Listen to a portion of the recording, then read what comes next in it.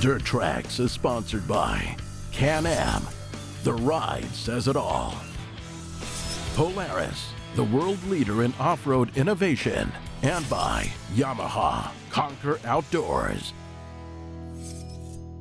It probably won't come as a big surprise that there's a lot of travel involved in producing this show. AJ and I have literally traveled all over the world, and we've had some pretty crazy and strange experiences along the way. So when Polaris invited me out to Louisiana to check out the new Ranger HVAC and sample a whole slew of interesting southern activities, I was down for sure. I'm sure everybody's already seen AJ's intro story on the new 2018 Ranger 1000 XP. The changes made to that vehicle over the last season's version are nothing short of impressive, and they are all things that were brought to light to Polaris by people like you and I. This is something Polaris is extremely good at. They really do listen to their customers and do their very best to build and evolve vehicles to better suit the needs of the people who use them. This includes the HVAC unit. For anyone who doesn't know, the HVAC system adds heat and air conditioning to a cab-equipped Ranger. This was standard equipment on the NorthStar Edition the past few seasons, and we've tested a few of them. The new NorthStar Edition has an all-new cab that is better sealed, quieter, tighter fitting, and can include options like power windows, interior lighting, and stereo systems. It is, hands down, the slickest, most automotive side-by-side cab system on the market. The new HVAC system has been moved from underneath the driver's seat to up front under the hood. This keeps it out of the elements and provides a much more integrated look. The truth is, if you didn't know a Ranger had an HVAC system, you can no longer tell just by looking at it. Bringing us down to Louisiana to try out this new Ranger model was a smart move because the temps during the day were pushing 100 degrees with almost unbelievable humidity. It wasn't just hot, it was just sticky and gross, at least for those of us who reside north of the border, that is. The place we were staying is called Honey Break Lodge and is located on the shore of Lardo Lake just outside of Jonesville, Louisiana. It's located on a 45,000-acre parcel of land. Given the size of the property, the weather this time of year, and the long list of activities Polaris had planned for us, this was the perfect place to test out the Ranger HVAC system. The first part of this adventure was hunting teal. This had us getting up at 5 a.m. in the morning, using our Rangers to get out to where the boats were parked, using the boats to get out to our duck blind, and then waiting, and waiting, and waiting, and waiting. I've never hunted birds before, at least not over water, so this was a new experience for me, and it was definitely a fun one. But because of the hurricanes this season, the weather has been warmer than usual, which has kept the birds away. We didn't see many, but when a small group did fly by, we unloaded, and we got 3 of them. After we were done with the birds, we loaded up and headed back to the lodge. Now in the morning when we headed out, it was actually pretty chilly, and we had the heat on in the cab of our Ranger. On the way back though, the temps had climbed back up to almost 100 degrees, and that air conditioning was a godsend. In the afternoon, we headed out to Honey Break's gun club and professional level skeet course. I've shot skeet before, but never on a course as sophisticated and nicely appointed as this one. I've shot skeet many times before, and I'm actually not that bad at it. Savage also supplied us with a couple really nice Stevens 320 pump guns, but for some reason, I was shooting terrible. But at the end of the day, it was a lot of fun, and that's all that counts. On our second day at Honey Break, we had a couple more interesting events lined up for us, the first of which was to visit their world-class bird dog training facility. We've all heard how well-trained bird dogs are, and we maybe have seen one at one time or another, but I've never seen anything like the dogs at Honey Break. The dogs they train here win national bird dogging championships. Pretty impressive to say the least, and it was fun watching them do their thing. But by this point in the day, it was even hotter than the day before, and we were dying to get back in our Ranger and get cooled off. Our next activity is something I never thought I'd actually get to experience. Alligators are a problem in this area. The ponds around Honey Break are full of them, both big ones and small ones. So they bait them, and we got a chance to go see them pull a few out. The first one was 9 feet long. It was already dead when they pulled it out, but man, that was a big animal. The next 2 they brought back in the boat were much smaller. They were fresh kills, so they were still moving a little bit, and that was a little bit creepy. I decided I wasn't likely to get another chance like this, so I got a picture holding one of the small gators by the tail. For a small gator, it was super heavy. After we were done, we headed back to the lodge for a pig roast dinner. All in all, this trip was a blast, and it really showcased how convenient and useful the Ranger HVAC system is. For us Canadians, it's the heater we love most when the weather gets cold. but this trip proved that if you're using your Ranger in any of the southern states, the HVAC system's ice-cold AC is darn near priceless when the weather gets hot.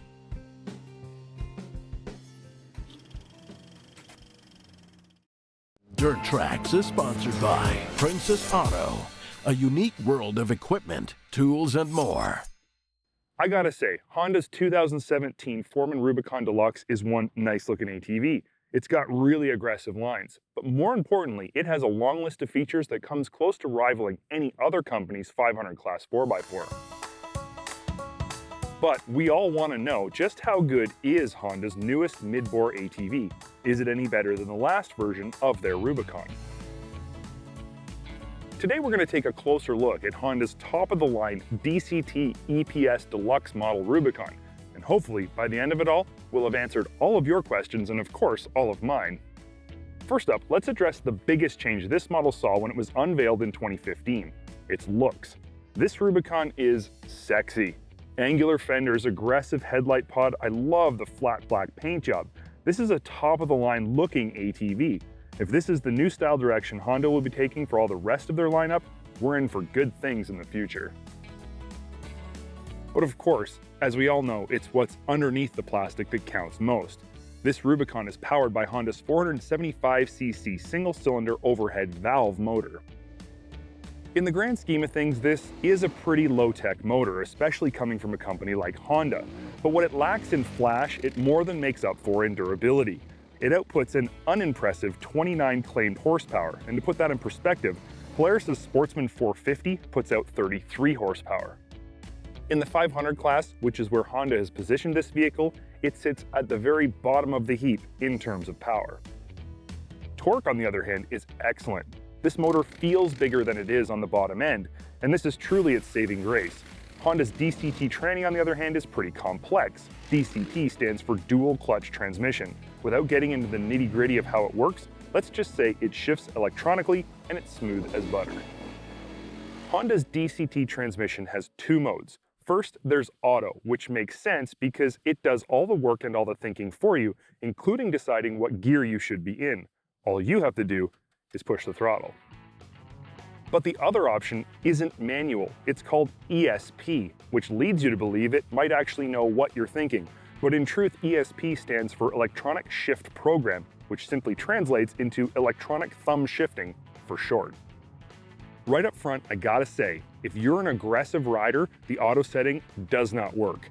It always seems like it's in the wrong gear, or when you want immediate power for an aggressive maneuver, it always seems like it wants to downshift at the worst possible moment.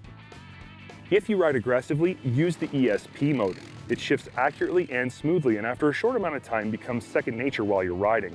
This is where the excellent torque of this 500 motor makes riding the Rubicon in ESP mode even better.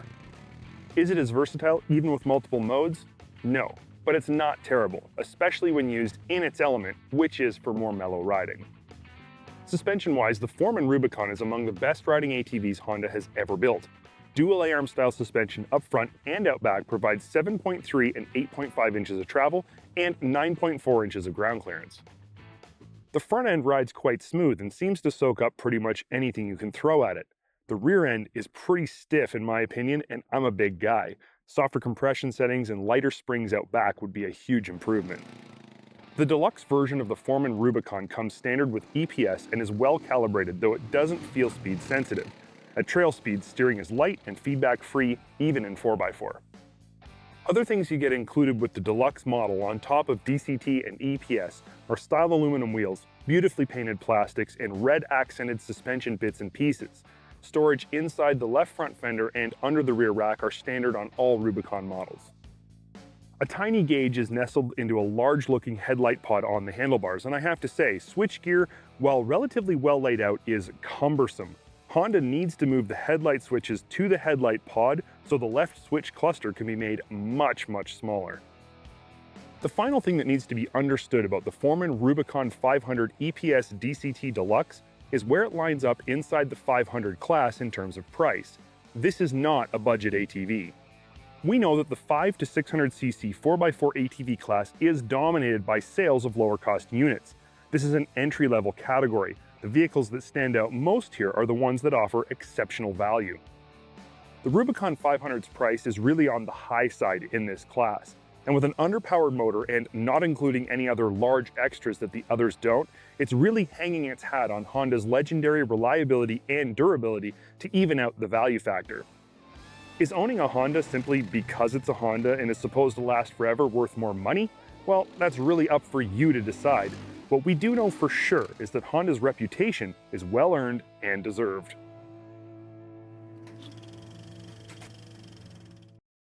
Dirt Trax is sponsored by MVRP Power Sports, race-inspired performance. Can-Am's had a few different generations of the Visco-Lock front differential over the years, but recently, people have been asking for a fully locking front differential. Unless you buy a new 2018 Defender XMR or X3, you're kinda out of luck. Or are you? Nope, a company by the name of Halo Lockers out of Missouri decided that they were going to design an answer for this need, and from a couple of guys with a desire to make a fully locking Can-Am front differential, the Halo Locker was born. Coming in many forms, the Maverick and Commander pre-2014 or Maverick, Commander, and Defender post-2014, there are many options for you to choose from. You can use your stock case with Halo Locker internals, utilizing some of your case with the Halo billet cover and internals, or go the full-blown route we're installing today. When I say full-blown, I mean bomb-proof, tank-proof, or you could probably drop this thing in the front end of a 425 horsepower V8 truck and never have a problem with it. This is what quality build and design looks like. Now here's some cool info. You can buy just the billet case should you crack your stalker, and you don't have to use the Halo Locker internals. Now you'd be missing out on the best features should you not, but it is an option. You can also buy the locker internals and billet outer case cover, and you can use the stock case or just go the fully loaded route with the billet case and all the Halo internals. This way we get a race-proven, fully engineered setup that is going to last a lifetime. Now while it's the Halo ring that really pulls all of the internals together, it's truly the sum of all of the parts that makes the Halo such an impressive diff upgrade. Everything is built from the best parts: the internal shifting fork, carrier cap, locking gear, shims, the billet carrier and the billet cap, along with the case halves and the actuator and harness with switch. This stuff is built with strength, longevity, and precision fit in mind. Plus all the bearings, bolts, and other parts and pieces have been selected for their high quality design and strength. Everything has been thought out and nothing has been spared in this design. I mean, look at this thing. It's a work of art. I don't know whether to put it in the Defender or on a pedestal in a gallery. The installation of the fully built diff into the Defender is pretty straightforward, and I feel just about anyone can tackle this.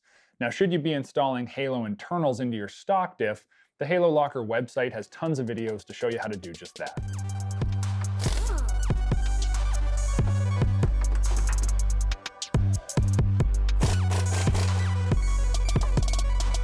I'm installing the Halo full billet diff into our new Defender HD8. It's a simple uninstall install, retracing the steps and only requiring the addition of the new locker switch, which is easy and matches the rest.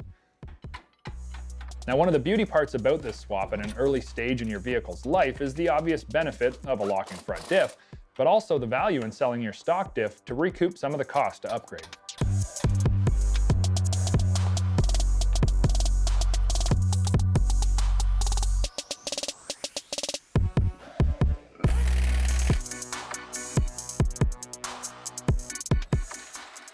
If all I did was just pop the Halo Locker in here, it really wouldn't tell the tale to the fullest. So I'm gonna go upstairs, grab my helmet, and see if I can't head out on the trail and find myself some trouble to see if this locker really locks.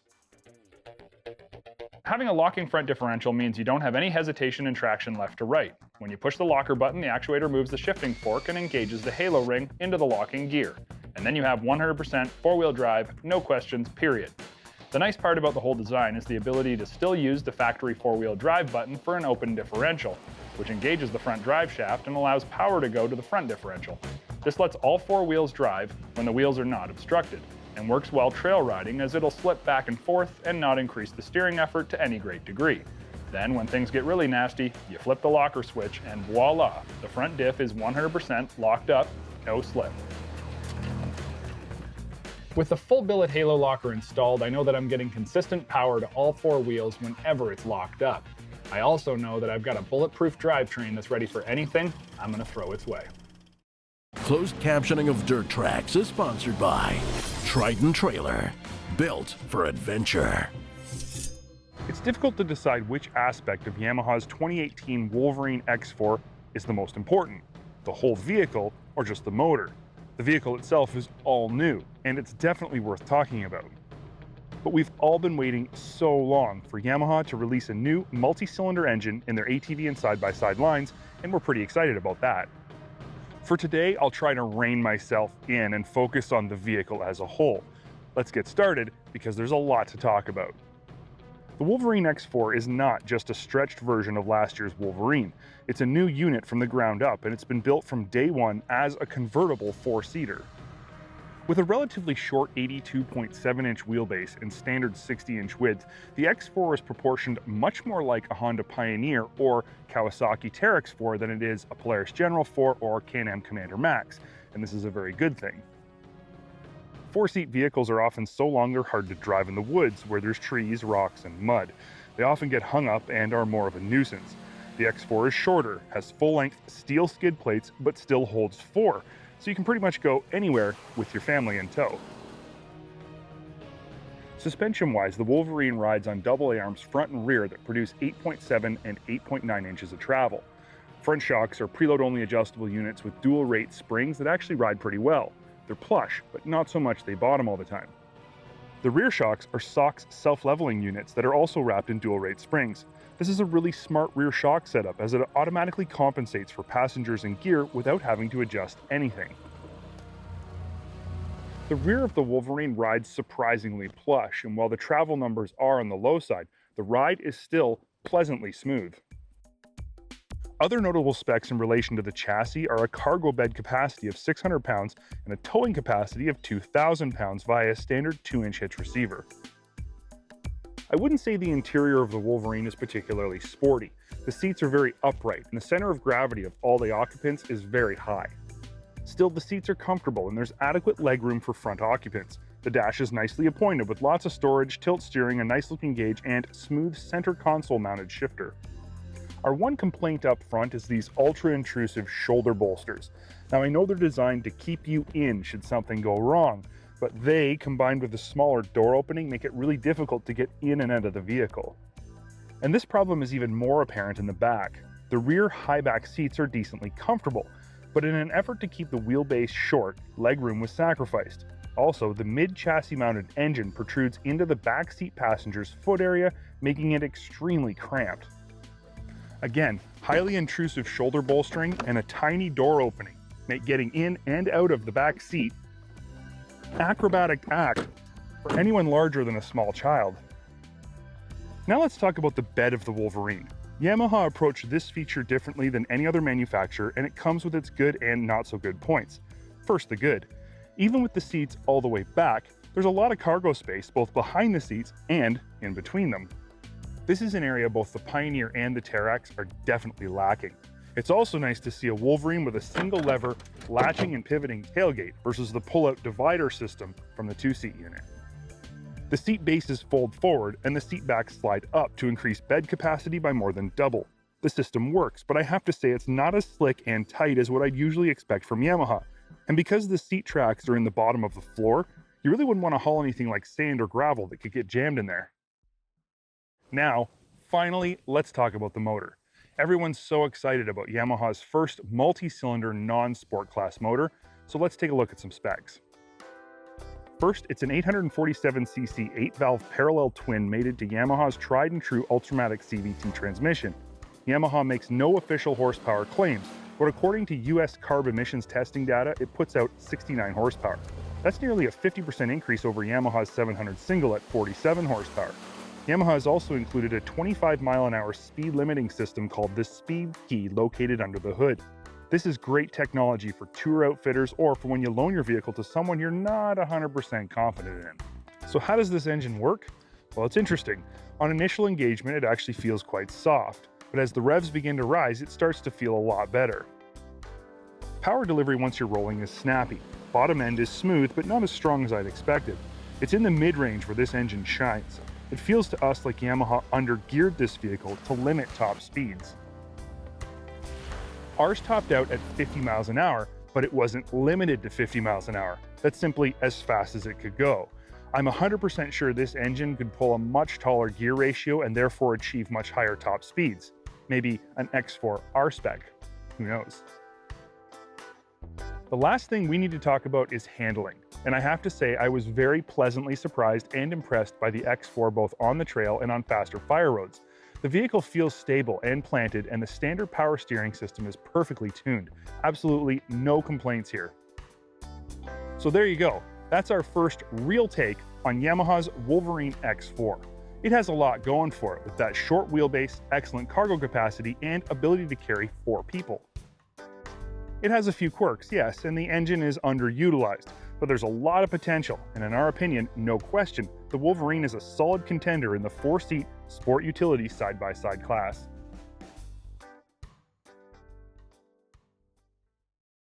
Dirt Trax Television has been sponsored by Polaris, the world leader in off-road innovation, Can-Am, the ride says it all, and by Textron Off-Road, driven by the bold.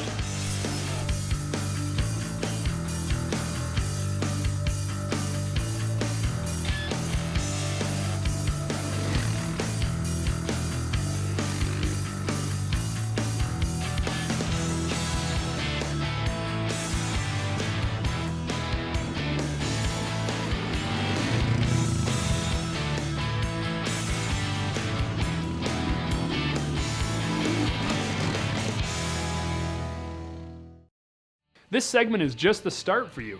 Click the subscribe button and become part of the Dirt Trax Nation, where you'll have access to tons of great content from all of the years past of our great stories, trail techs, and test rides.